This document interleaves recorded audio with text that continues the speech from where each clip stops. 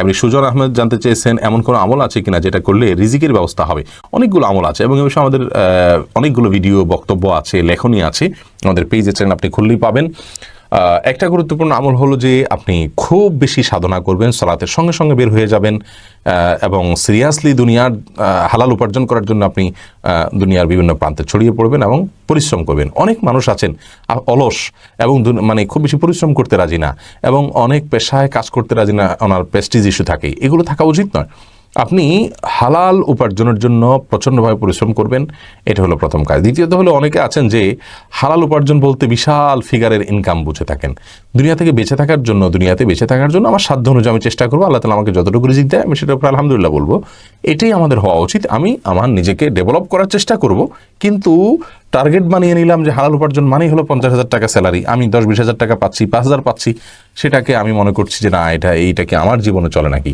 তো এই দৃষ্টিভঙ্গি আমাদের পাল্টাতে হবে, আল্লাহ তাআলাই আস্তে আস্তে বরকত দিবেন। তৃতীয়ত আমল বলতে ওই যে নামাজের পরপরই আল্লাহ তাআলা বের হইতে বলেছেন, অতএব খুব দ্রুত নামাজ শেষ করে বের হয়ে উপার্জন শুরু করতে হবে সালাতের পরপর। আর আত্মীয়তার সম্পর্ক রক্ষা করলে জীবনে বরকত আসে উপার্জনের মধ্যে। রেজিয়া সুলতানা রিপা জানতে চেয়েছেন চিংড়ি মাছ খাওয়া হালাল হবে কিনা। জীবন হালাল, কোনো অসুবিধা নেই। নাইমা জানতে চেয়েছেন দোয়া করার কি কোনো নিয়ম আছে কিনা। দোয়া করার নিয়ম বলতে আপনি আল্লাহর কাছে হাত তুলে দোয়া করতে পারেন, হাত তোলা ছাড়া দোয়া করতে পারেন। দোয়ার জন্য হালাল উপার্জন তার সবচেয়ে ইম্পর্টেন্ট।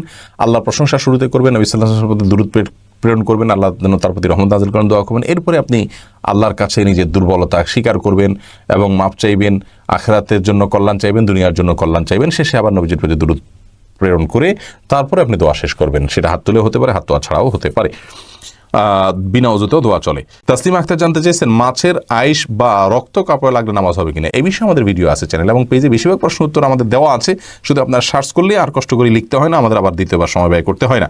মাছের রক্ত কাপড় লাগলে না হবে না, এটা শরিয়ার দৃষ্টিকোণ থেকে এটা আসলে রক্ত নয়। অতএব এই রক্ত যদি তাছাড়া প্রবাহমানও নয়, বিধায় এই রক্ত কাপড়ে লাগলে নামাজ হবে, কোনো অসুবিধা নেই। আইশ লাগলে তো হবেই, কোনো অসুবিধা নেই। লুৎফুর আনোয়ার জানতে চেয়েছেন কাঁকড়া খাওয়া জায়েজ হবে কি না। কাঁকড়া খাওয়া জায়েজ হওয়া না হওয়া নিয়ে ওলামায়ে কেরামের মধ্যে পার্থক্য আছে, ইমামদের মধ্যে পার্থক্য আছে। ইমাম আবু হানিফা রাহমাতুল্লাহর মতে এটি মাকরুহ, অন্যান্য অনেক ইমামের মতে এটি সম্পূর্ণ জায়েজ আছে, কিন্তু হারাম কারোর মতে না। কাজী জুবাইদা সাহেব আপনি জানতে চেয়েছেন অনেক সময় শুনি যে সাহাবীগণ সিজদায় দোয়া করতেন, সিজদায় দোয়া কিভাবে করতে হয়। সিজদায় দোয়া করবেন আল্লাহর কাছে চাইবেন, কোরআন হাদিসে বর্ণিত যে কোনো দোয়া করবেন। আর নফল নামাজ হলে অপশনটা আরেকটু বেশি থাকে, আপনি মাতৃভাষায় দোয়া করতে পারেন, যদিও সেটা নিয়েও মতপার্থক্য আছে ওলামায়ে কেরামের মধ্যে। তারপরে সিজদায় আপনি তাসবিহ পাঠ করছেন, তখন মনে মনে আপনার বিভিন্ন চাওয়া আল্লাহর কাছে পেশ করতে পারেন, সেটাতে কোনো অসুবিধা নেই। তবে কোরআন হাদিসে বর্ণিত দোয়াগুলো আপনি সিজদায় করতে পারেন।